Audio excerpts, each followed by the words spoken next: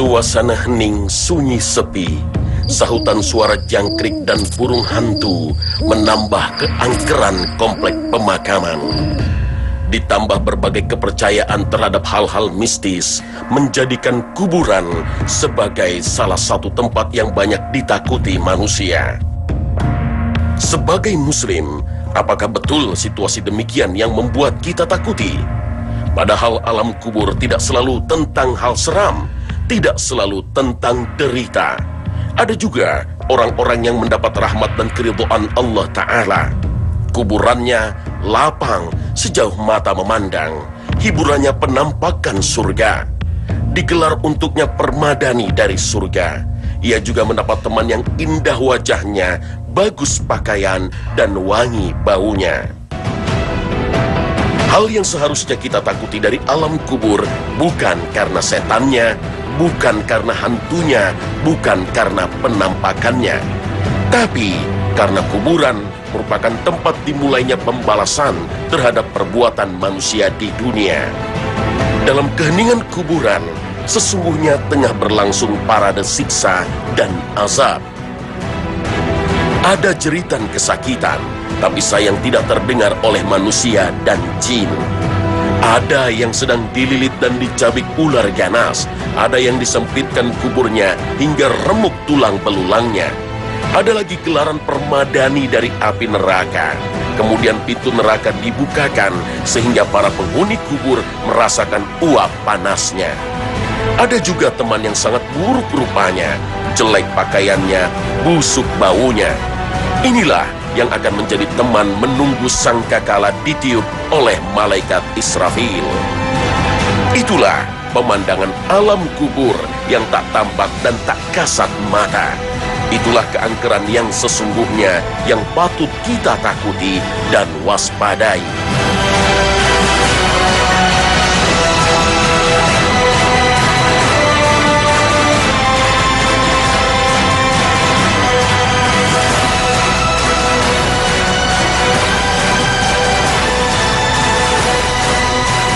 Assalamualaikum warahmatullahi wabarakatuh. Selamat pagi pemirsa Trans 7. Khazanah Ensiklopedia Islam Dunia pagi ini kembali hadir ke hadapan Anda untuk memberi sajian informasi yang bermanfaat, yang semoga saja menginspirasi aktivitas Anda. Kuburan merupakan tempat ditanamnya jasad manusia. Secara umum, menguburkan orang dalam tanah merupakan kepercayaan mayoritas yang dianut manusia di muka bumi. Dalam Islam sendiri, menguburkan orang yang meninggal dunia hukumnya fardu kifayah.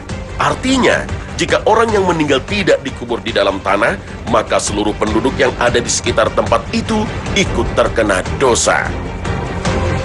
Praktik menguburkan di tanah telah dimulai sejak terjadinya pembunuhan pertama terhadap manusia. Pembunuhan Qabil terhadap saudaranya Habil.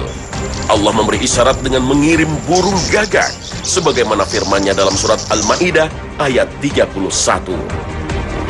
Kemudian Allah menyuruh seekor burung gagak menggali-gali di bumi untuk memperlihatkan kepadanya Qabil bagaimana seharusnya menguburkan mayat saudaranya.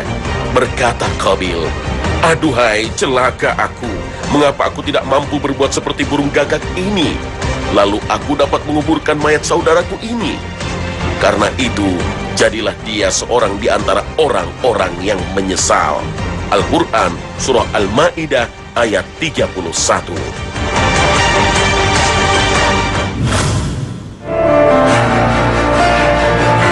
Kematian bukanlah akhir dari segalanya. Kematian merupakan awal dari sebuah fase hidup yang baru. Kematian merupakan proses berpindahnya ruh dari jasad fana.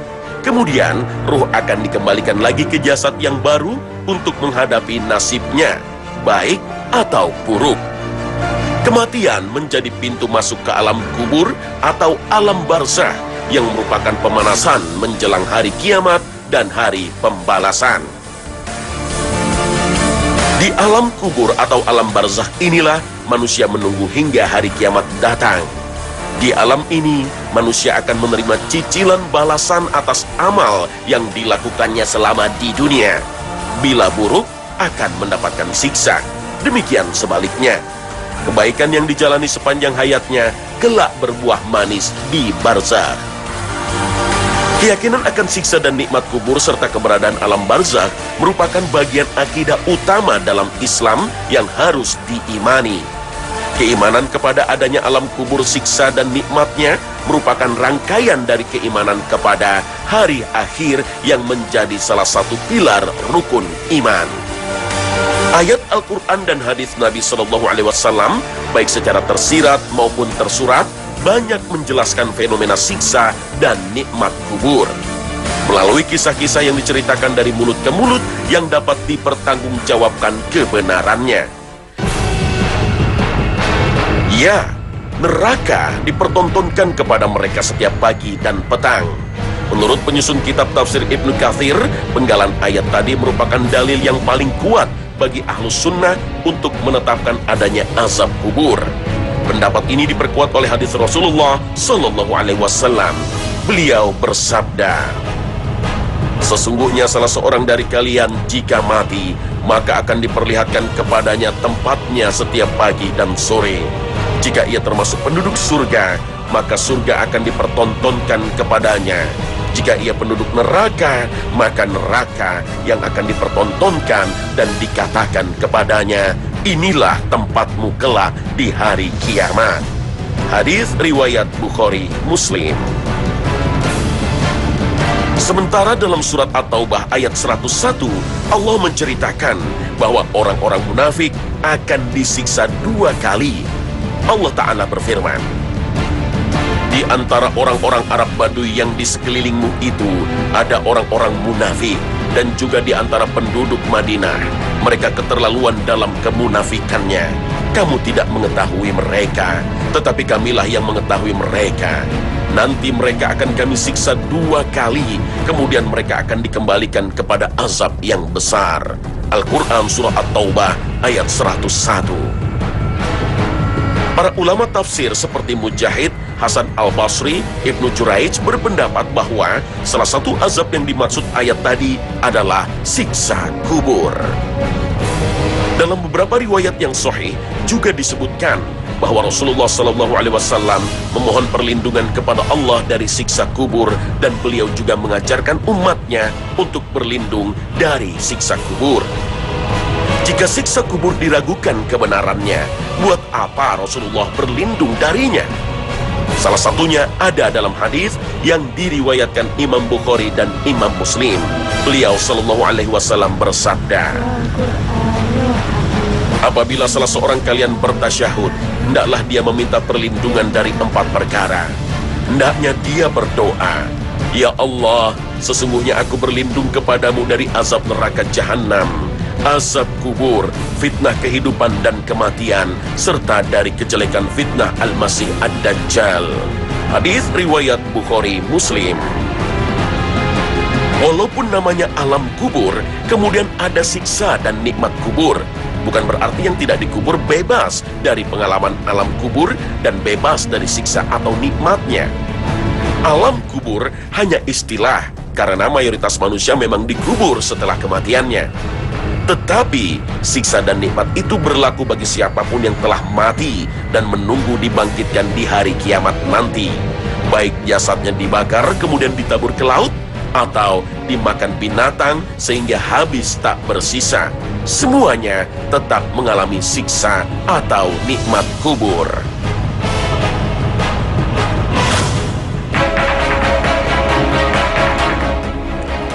Ada banyak bentuk siksa yang ditimpakan kepada orang-orang kafir dan munafik. Hiburan mereka setiap pagi dan sore adalah pemandangan neraka yang menyeramkan, yang nantinya akan menjadi kampung halamannya, sebagaimana tadi telah dijelaskan dalam hadis. Jenis siksa lain yang ditimpakan kepada orang kafir dan munafik yaitu dipukul dengan palu dan besi. Siksa ini diceritakan dalam sabda Rasulullah SAW. Adapun orang kafir atau munafik, maka kedua malaikat tersebut bertanya kepadanya, "Apa jawabanmu tentang orang ini, Rasulullah SAW?"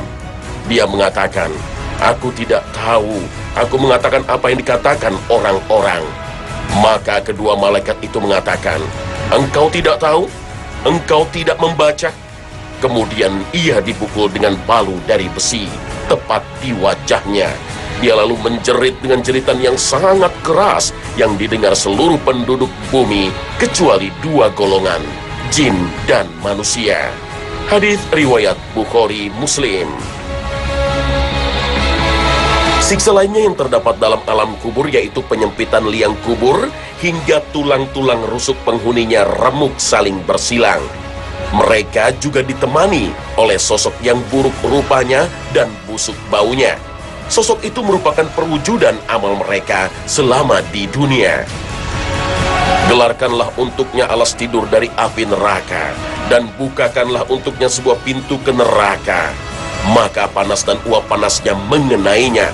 Lalu disempitkan kuburnya sampai tulang-tulang rusuknya berimpitan. Kemudian datanglah kepadanya seseorang yang jelek wajahnya, jelek pakaiannya, dan busuk baunya. Dia berkata, "Bergembiralah engkau dengan perkara yang akan menyiksamu. Inilah hari yang dahulu engkau dijanjikan dengannya di dunia." Maka dia bertanya, "Siapakah engkau? Wajahmu adalah wajah yang datang dengan kejelekan." Dia menjawab, "Aku adalah amalmu yang jelek." Maka dia berkata, "Wahai Rabbku, jangan engkau datangkan hari kiamat." Hadis riwayat Ahmad, An-Nasa'i, Ibnu Majah, dan Al-Hakim. Ada juga yang disiksa dengan dicabik-cabik oleh ular besar dan ganas. Di antaranya mereka yang mendapat siksa ini adalah wanita-wanita yang enggan menyusui anaknya tanpa alasan yang diperbolehkan syariat.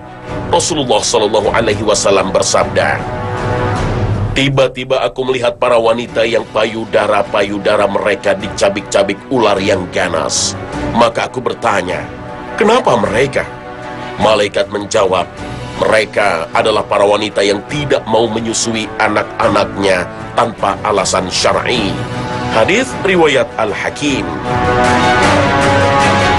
Ada yang menderita karena siksa, ada pula yang bersenang-senang dengan nikmat.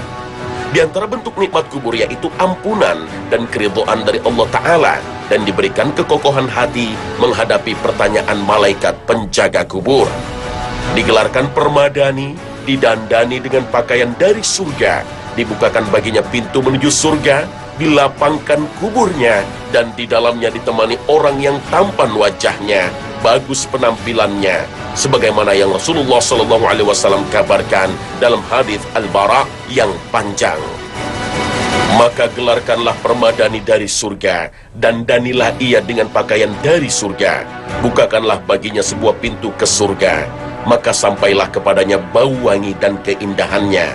Dilapangkan kuburnya sejauh mata memandang. Kemudian datang kepadanya seorang yang tampan wajahnya, bagus pakaiannya, wangi baunya. Lalu dia berkata, "Berbahagialah dengan perkara yang menyenangkanmu. Ini adalah hari yang dahulu kamu dijanjikan." Dia pun bertanya, "Siapa kamu?" "Wajahmu adalah wajah yang datang membawa kebaikan." Dia menjawab, "Aku adalah amalanmu yang soleh." Hadis riwayat Ahmad dan Abu Daud.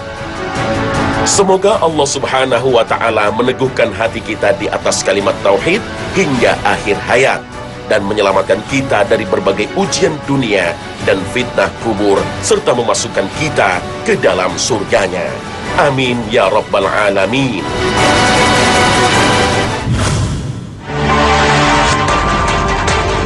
Jadi siksa dan nikmat terkait dengan pengalaman penghuni kubur. Bagi yang masih hidup dapat mengunjungi makam orang yang meninggal atau ziarah kubur sebagai sarana pengingat mati dan mendoakan penghuni kubur. Ziarah, nyekar, ngembang, atau mengunjungi makam kuburan sudah menjadi tradisi yang mendarah daging bagi sebagian masyarakat. Apalagi menjelang Ramadan dan Lebaran, tempat-tempat pemakaman dipenuhi oleh para peziarah yang ingin mengunjungi kerabatnya yang telah wafat. Ziarah kubur dalam syariat Islam merupakan sesuatu yang dianjurkan karena menjadi pengingat kematian yang efektif. Rasulullah bersabda, "Dahulu aku pernah melarang kalian ziarah kubur. Adapun sekarang, silahkan berziarahlah." Hadis riwayat Hakim. Ingat mati merupakan cara yang paling kuat untuk menyentak kesadaran seseorang. Bahkan sabda Rasulullah SAW, cukuplah kematian sebagai pemberi nasihat. Hadis riwayat Tabrani dan Baihaqi. Dengan mengingat kematian, seseorang akan berpikir 1000 kali bila ingin berbuat maksiat. Kematian bisa datang kapan saja, dan tak ada orang yang mau mati ketika korupsi, berzina, merampok, atau menyakiti orang lain. Di samping sisi manfaat yang banyak terdapat dalam ziarah kubur, ada sisi negatif yang juga harus diperhatikan sehingga ziarah kubur tidak berubah menjadi maksiat dan dosa. Itulah kenapa ziarah kubur sempat dilarang pada masa awal Islam. Karena adanya kekhawatiran praktik ziarah yang mereka lakukan akan bercampur kemusyrikan, seperti meminta dan berdoa kepada penghuni kubur, memberikan persembahan kepada penghuni kubur.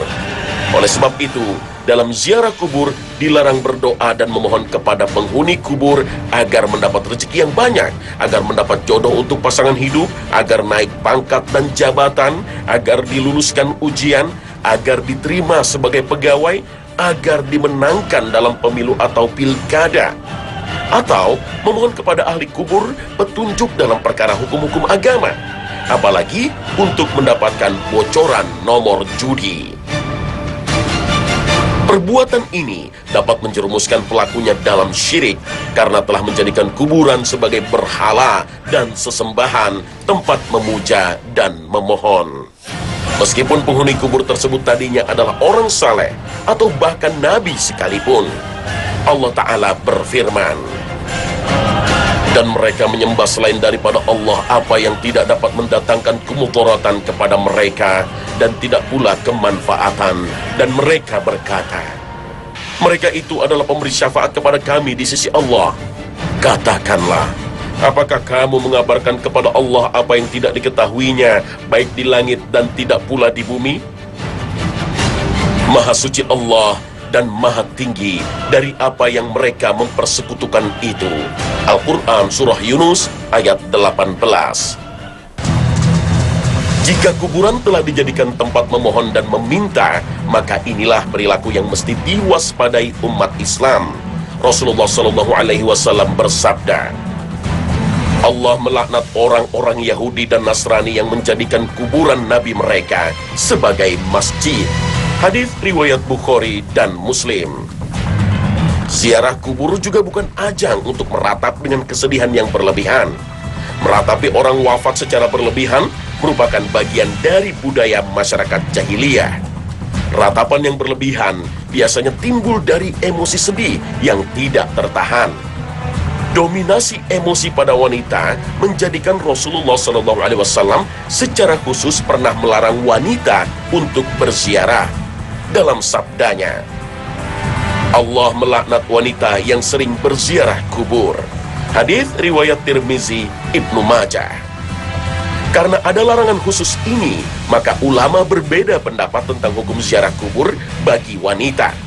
Ada yang berpendapat haram, ada yang mengatakan makruh, dan ada yang mengatakan hukumnya seperti hukum ziarah pria, yaitu boleh asal tidak diiringi dengan hal-hal yang maksiat dan dosa, seperti meratap berlebihan dan sejenisnya. Kebolehan ini didasarkan pada keumuman sabda Rasulullah SAW bahwa dahulu ziarah kubur dilarang, akan tetapi kemudian diperbolehkan sebagai sarana pengingat akhirat. Istri Nabi Ummul Mukminin Aisyah radhiyallahu anha pernah melakukan ziarah ke makam saudaranya Abdurrahman. Beliau kemudian ditanya oleh Abdurrahman bin Mulaikah, "Wahai Ummul Mukminin, bukankah Rasulullah telah melarang ziarah kubur?" Dijawab oleh Ummul Mukminin, "Ya, beliau memang pernah melarangnya, tapi kemudian beliau memerintahkannya." Dalam hadis yang diriwayatkan oleh Imam Ahmad dalam musnadnya, bahwa Nabi SAW melewati seorang perempuan yang sedang menangis di dekat sebuah kuburan. Rasul mengingatkannya, "Bertakwalah kepada Allah, bersabarlah." Perempuan itu menjawab, "Pergilah, sungguh Anda tidak merasakan apa yang aku rasakan, dan Anda juga tidak mengenalnya." Kemudian dikatakan kepada perempuan itu bahwa yang mengingatkannya adalah Nabi Muhammad SAW. Perempuan itu pun mencari Nabi dan meminta maaf karena ia tidak mengenal beliau SAW. Nabi mengatakan, sesungguhnya sabar itu dalam benturan pertama. Dalam hadis itu, Nabi tidak mengecam ziarah yang dilakukan oleh perempuan tadi. Beliau hanya mengingatkannya agar ia bersabar dan tidak meratap berlebihan.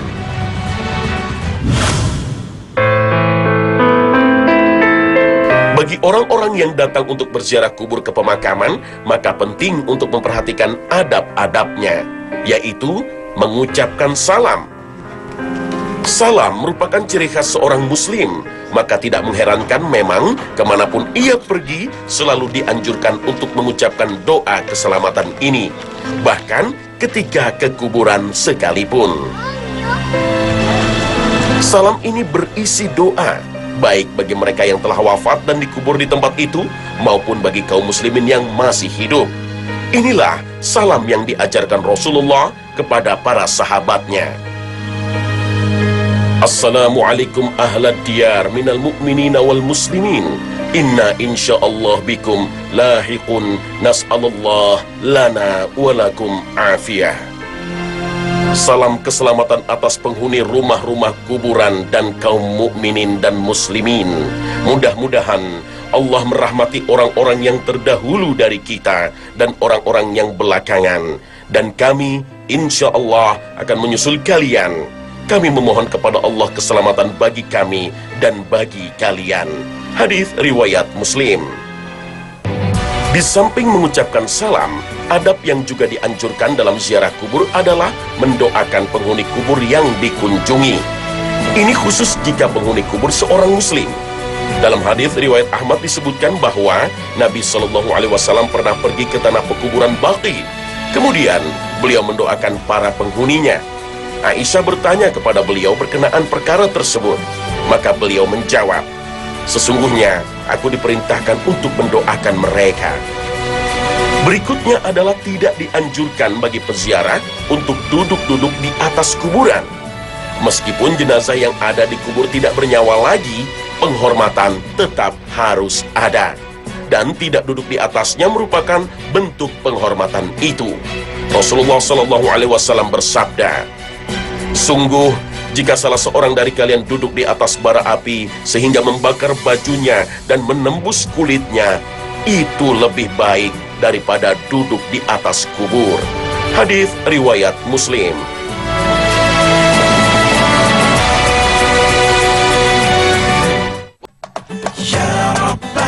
Pemirsa Khazanah, ziarah kubur adalah sarana pengingat mati dan mendoakan ahli kubur, bukan sebaliknya.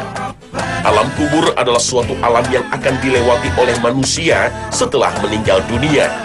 Di alam ini, manusia kembali dihidupkan dan ruhnya dikembalikan untuk diberi kesenangan atau siksaan sesuai amalnya selama di dunia. Semoga Allah melindungi kita dari siksa kubur. Amin ya rabbal alamin. Terima kasih atas perhatian Anda dan wassalamualaikum warahmatullahi wabarakatuh.